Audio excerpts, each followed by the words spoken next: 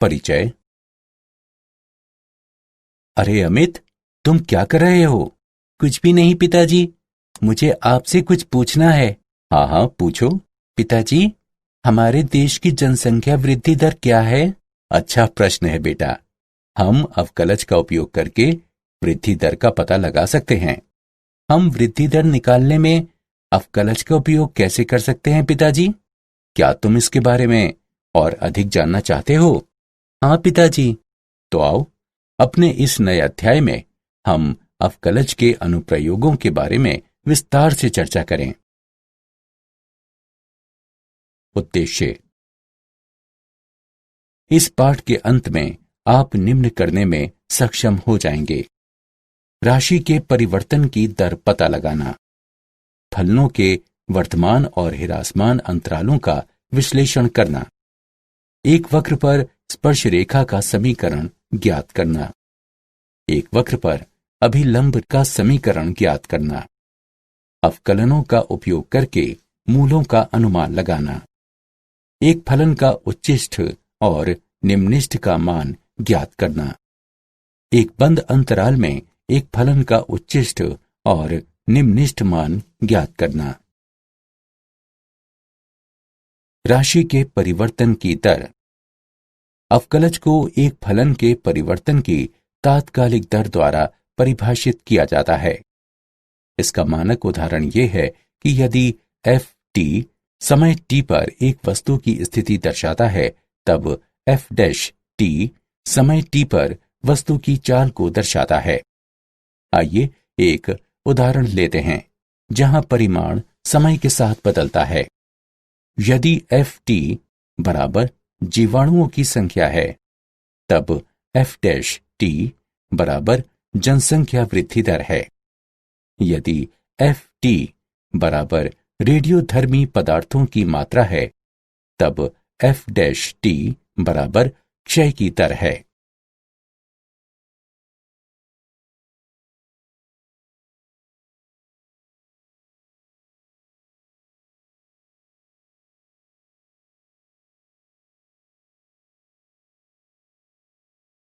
उदाहरण: धातु की एक वर्गाकार चादर की भुजा 3 सेंटीमीटर प्रति मिनट की दर से बढ़ रही है।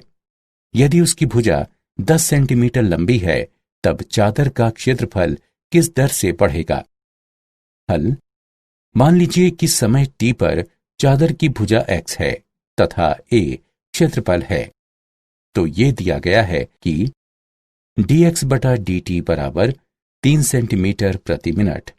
इसे समीकरण 1 से चिन्हित करें तथा a बराबर x वर्ग को समीकरण 2 से चिन्हित करें। समीकरण 2 का t के सापेक्ष अवकलन करते हैं तो हमें प्राप्त होगा dA बटा dt बराबर 2x गुणा dx बटा dt। समीकरण 1 से dA बटा dt बराबर 6x।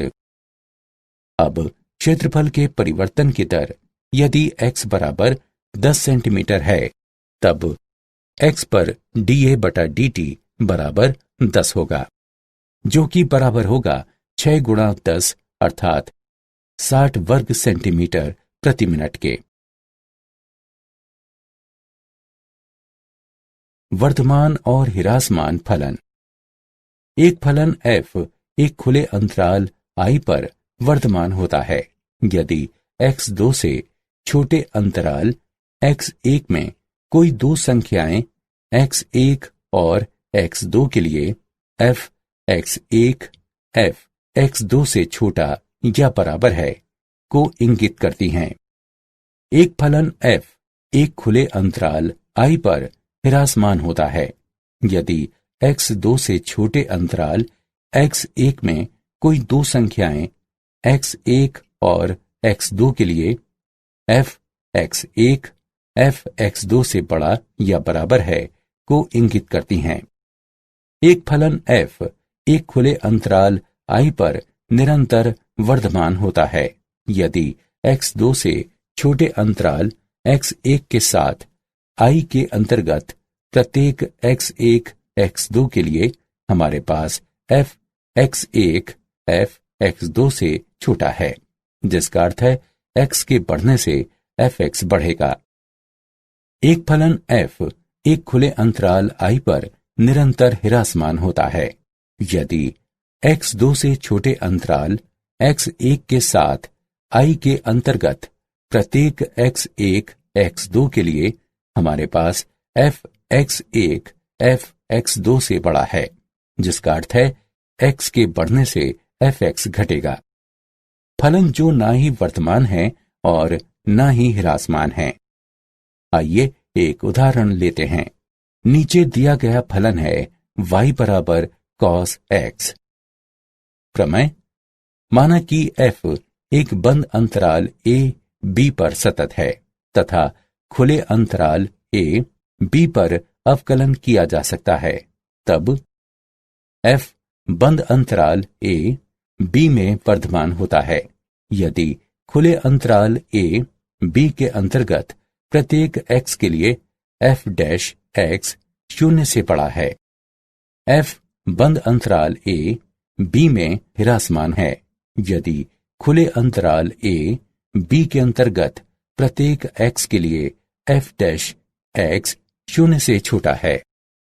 f बंद अंतराल a b में एक अचर फलन है यदि खुले अंतराल a b के अंतर्गत हर x के लिए f डैश x 0 के बराबर है।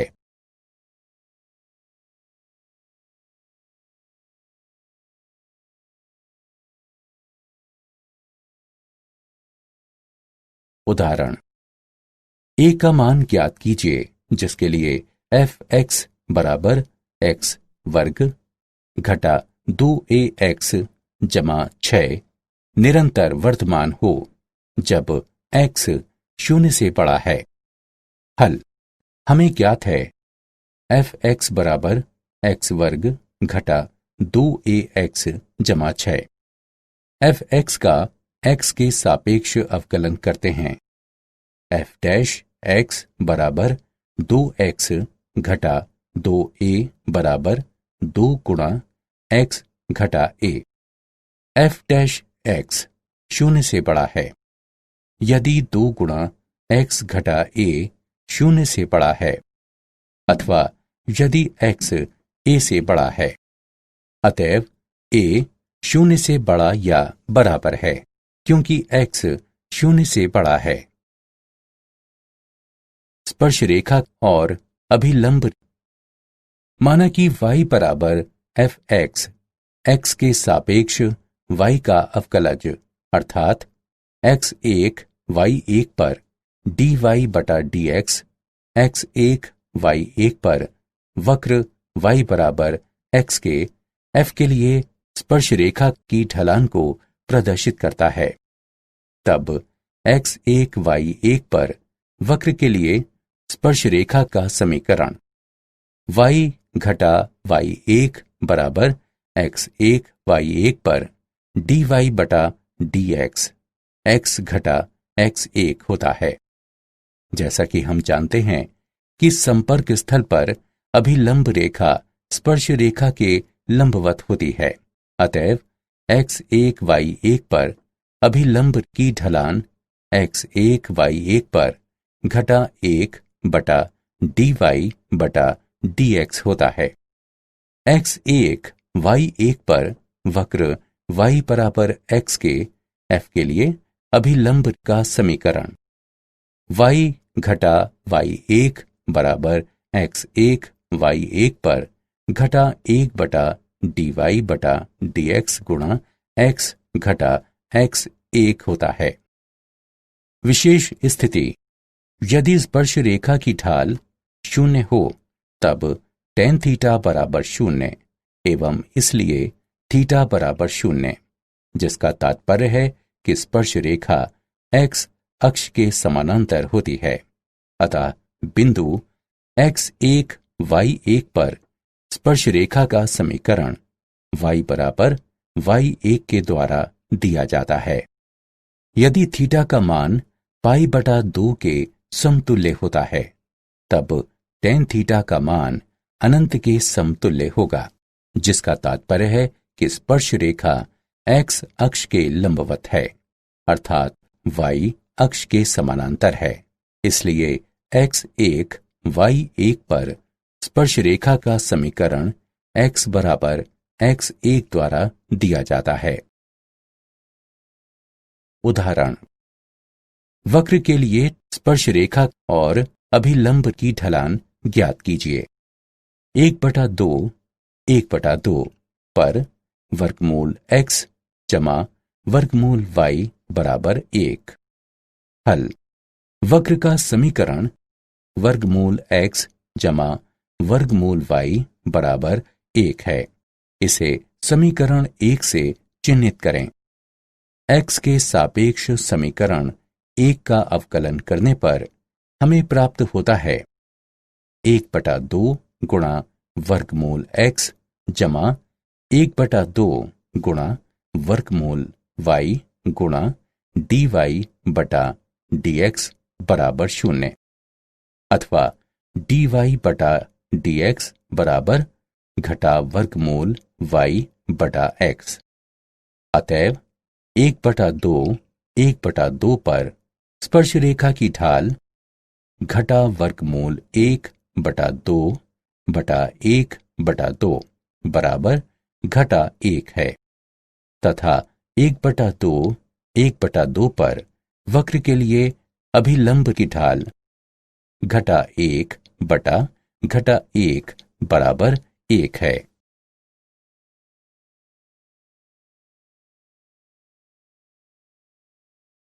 सन्निकटन। x के सापेक्ष fx का अवकलज इस प्रकार परिभाषित किया जाता है। f डैश x लगभग fx जमा डेल्टा x घटा fx बटे डेल्टा x के बराबर है। ये इंगित करता है कि fx जमा डेल्टा x बराबर fx जमा डेल्टा x गुणा f डैश x, जो fx जमा डेल्टा x का सन्निकट मान कहलाता है।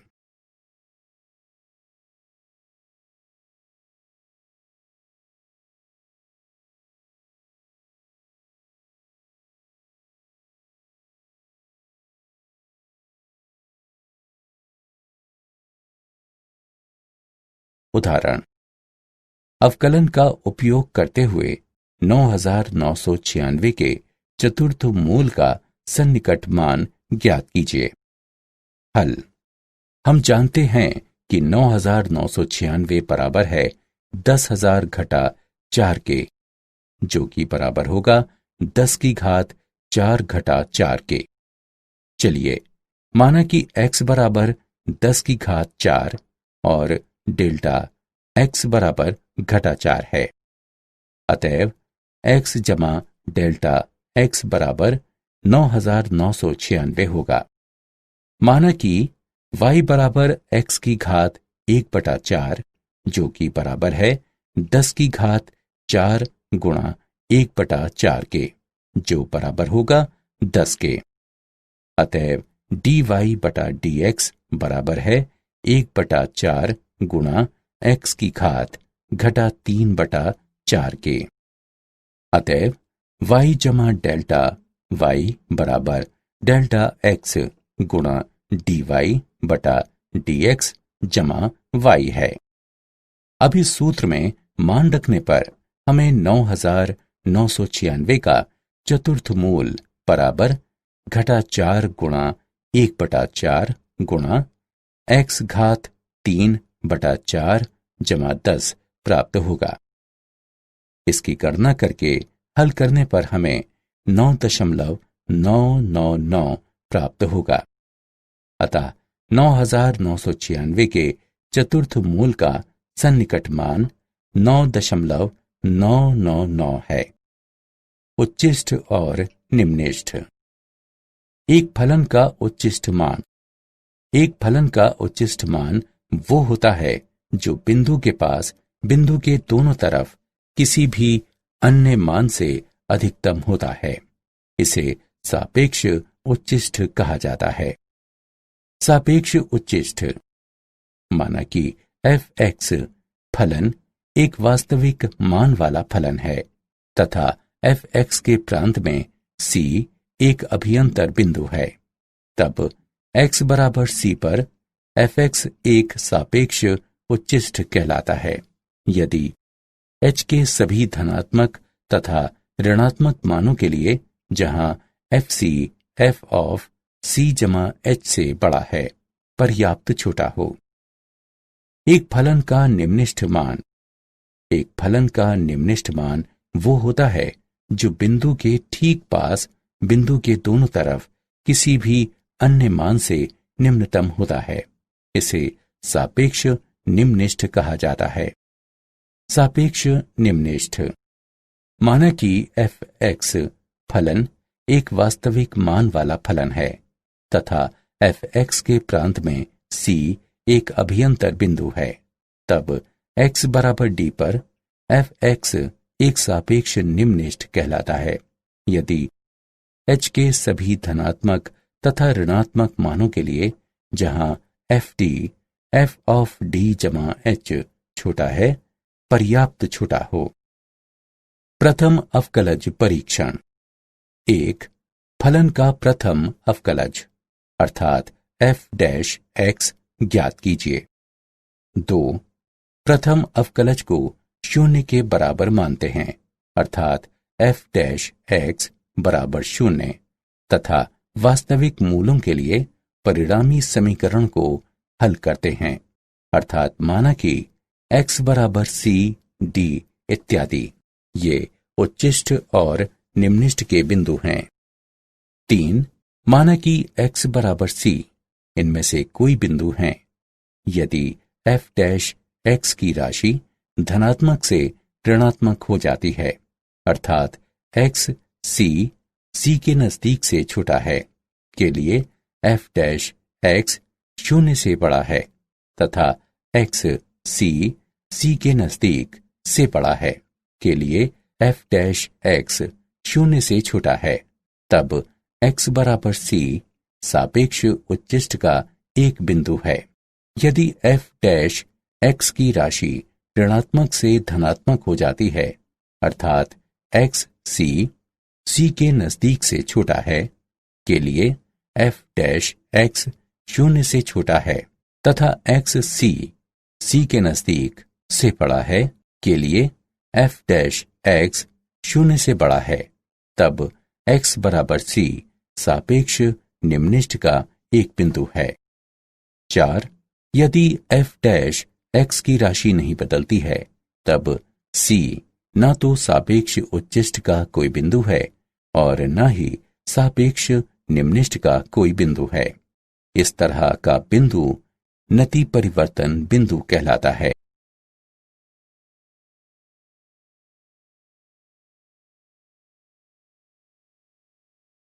उच्चिष्ट और निम्निष्ठ। द्वितीय अवकलज परीक्षण। माना कि f अंतराल i पर परिभाषित एक फलन है तथा c i के अंतर्गत आता है। माना कि f c पर 2 बार अवकलनीय है, तब x बराबर c के सापेक्ष उच्चिष्ट का एक बिंदु है। यदि f(c) बराबर 0 तथा f (c) 0 से छोटा है, fc का मान f के सापेक्ष उच्चिष्ट मान होता है। x बराबर c सापेक्ष निम्निष्ठ का एक बिंदु है। यदि f(c) बराबर 0 हो तथा f(c) 0 से बड़ा हो, fc का मान f का सापेक्ष निम्निष्ठ मान होता है। परीक्षण विफल हो जाता है यदि f(c) बराबर 0 है तथा f(c) बराबर 0 है। इस स्थिति में हम प्रथम अवकलज परीक्षण का उपयोग करके ज्ञात करते हैं कि c एक सापेक्ष उच्चिष्ट, सापेक्ष निम्निष्ठ अथवा नति परिवर्तन का बिंदु है।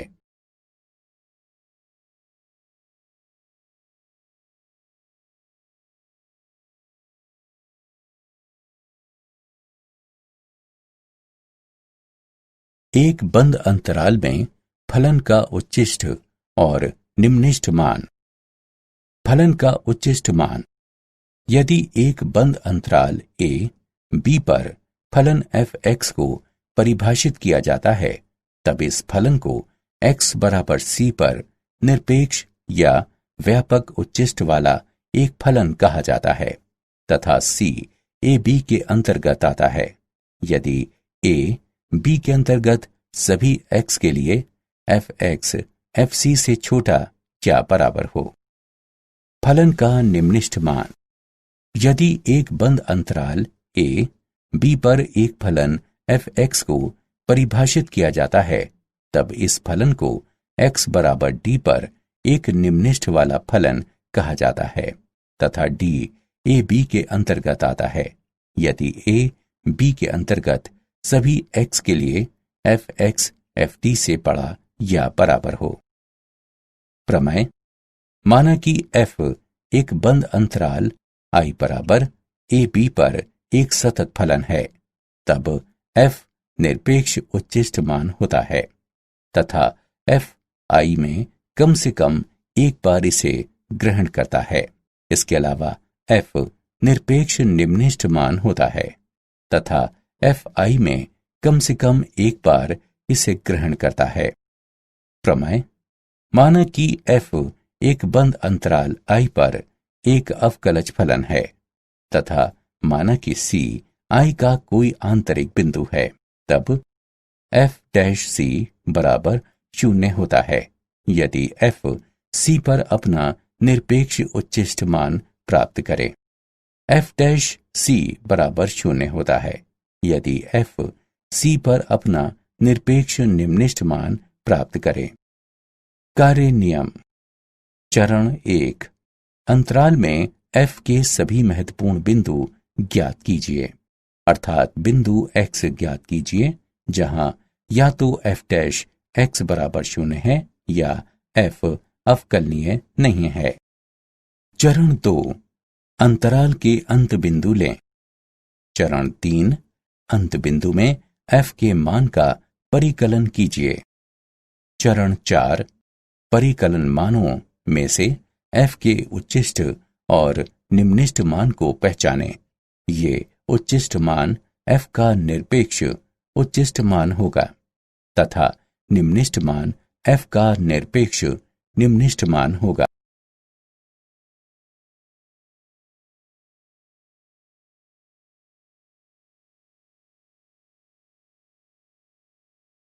उदाहरण। प्रथम अवकलज परीक्षण का उपयोग करते हुए फलन f(x) बराबर 2x घन घटा 9x वर्ग घटा 24x के लिए सापेक्ष उच्चिष्ट और सापेक्ष निम्निष्ठ बिंदुओं को ज्ञात कीजिए। हल। हम निम्न फलन को हल करके 6 गुणा x वर्ग घटा 3x घटा 4 प्राप्त करेंगे। अब हम समीकरण का गुणनखंड इस प्रकार कर सकते हैं। 6 गुणा x घटा 4 गुणा x जमा 1। f' बराबर 0 ये इंगित करता है कि x बराबर 4 x बराबर घटा 1 है। अब जब x बराबर 4 है तब x 4 से छोटा है। ये इंगित करता है कि f' 0 से छोटा है। x 4 से बड़ा है। ये इंगित करता है कि f' 0 से बड़ा है। अतएव x बराबर 4 पर f(x) सापेक्ष निम्निष्ठ है। जब x बराबर घटा 1 है तब x घटा 1 से छोटा है।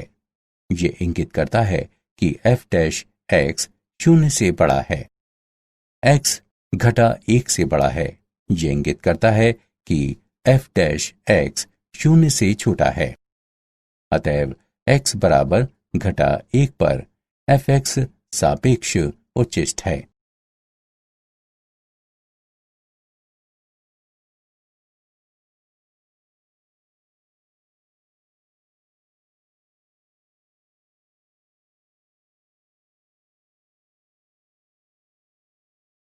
उदाहरण।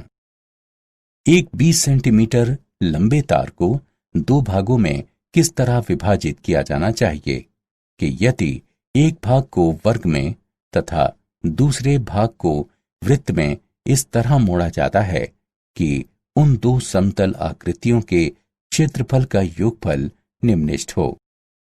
हल। माना कि एक भाग x है, तब दूसरा भाग 20 घटा x होगा। माना कि x वर्ग का परिमाप है तथा 20 घटा x वृत्त की परिधि है, तब कुल क्षेत्रफल होगा a बराबर x बटा 4 संपूर्ण वर्ग जमा पाई गुणा 20 घटा x बटा 2 पाई संपूर्ण वर्ग है, जो कि बराबर होगा x वर्ग बटा 16 जमा 20 घटा x वर्ग बटा 4 पाई के। अतएव dA बटा dx बराबर x बटा 8 घटा 20 घटा x बटा 2 पाई। चरम मानों के लिए dA बटा dx बराबर 0। ये इंगित करता है कि x बटा 8 घटा 20 घटा x बटा 2 पाई बराबर 0 है।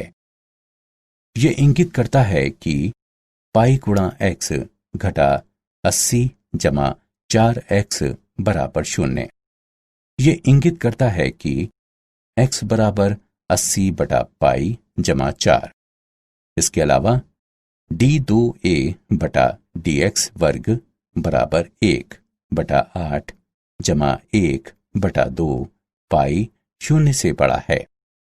इस प्रकार दो समतल आकृतियों का क्षेत्रफल निम्नलिखित होगा जब x बराबर 80 बटा पाई जमा 4 हो।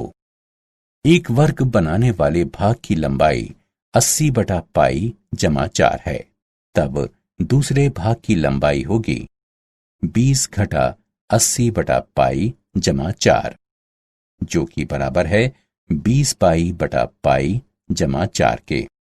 इस प्रकार भागों की लंबाई होनी चाहिए 80 बटा पाई जमा 4 सेंटीमीटर और 20 पाई बटा पाई जमा 4 सेंटीमीटर।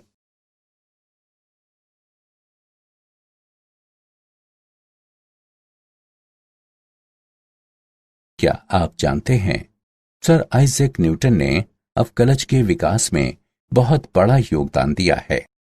गोटफ्रीड विल्हेम लेबनिज एक जर्मन दार्शनिक, गणितज्ञ और तर्कशास्त्री थे, जिन्होंने स्वावलंबन से कलन का विकास किया।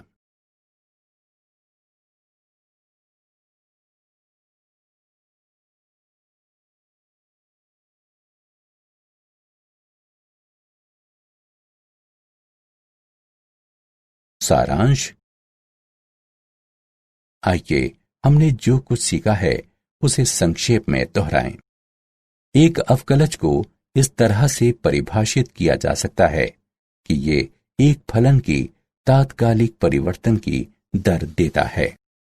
फलन f एक खुले अंतराल i पर वर्तमान होता है यदि x2 से छोटे अंतराल x1 में कोई दो संख्याएं x1 और x2 के लिए fx1 fx2 से छोटा या बराबर है को इंगित करती हैं।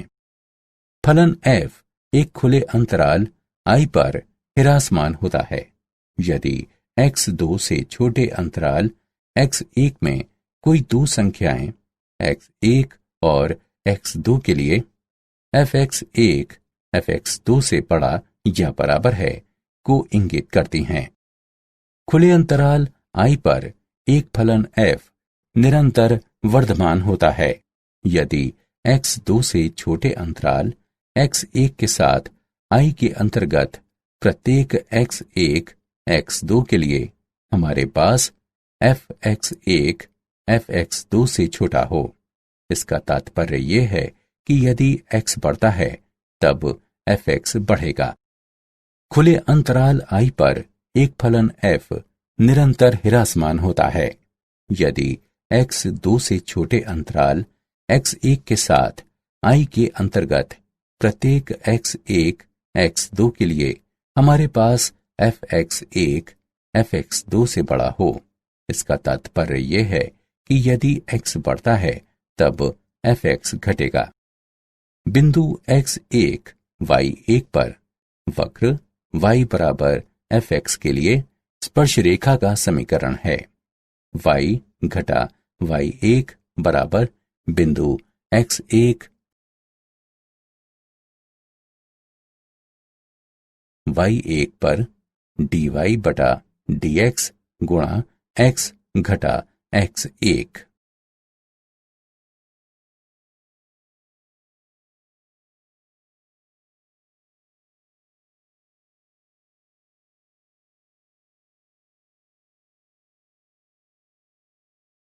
बिंदु x1 y1 पर वक्र y बराबर fx के लिए अभिलंब का समीकरण है।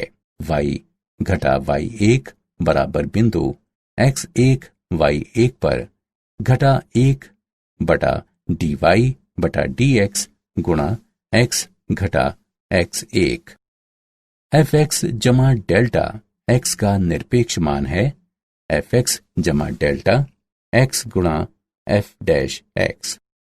माना कि फलन fx वास्तविक मानों वाला फलन है तथा c fx के प्रांत में कोई आंतरिक बिंदु है, तब fx को x बराबर c पर एक सापेक्ष उच्चिष्ठ कहा जाता है। यदि h के सभी धनात्मक और ऋणात्मक मानों के लिए जहां fc जमा h से बड़ा हो पर्याप्त छोटा हो। माना कि फलन fx एक वास्तविक मानों वाला फलन है तथा c fx के प्रांत में कोई आंतरिक बिंदु है, तब x बराबर d पर fx को एक सापेक्ष निम्निष्ठ कहा जाता है। यदि h के सभी धनात्मक और ऋणात्मक मानों के लिए जहां fd जमा h से छोटा हो पर्याप्त छोटा हो।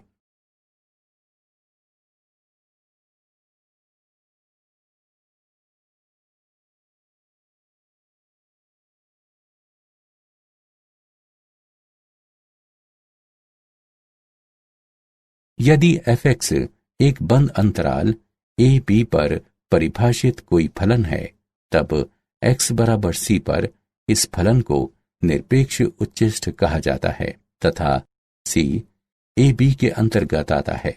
यदि a b के अंतर्गत सभी x के लिए fx fc से छोटा या बराबर हो।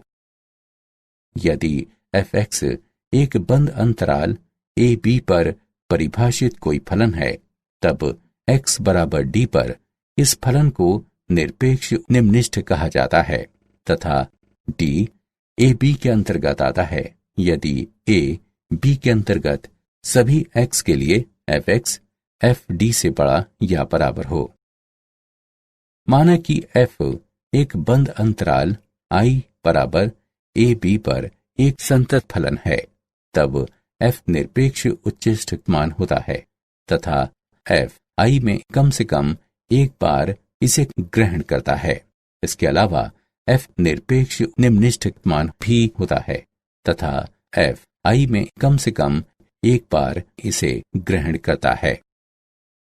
माना कि f बंद अंतराल I पर एक अवकलज फलन है तथा माना कि c I का कोई आंतरिक बिंदु है, तब f डैश c बराबर 0 है यदि f c पर अपना निरपेक्ष उच्चिष्ठ मान ग्रहण करे।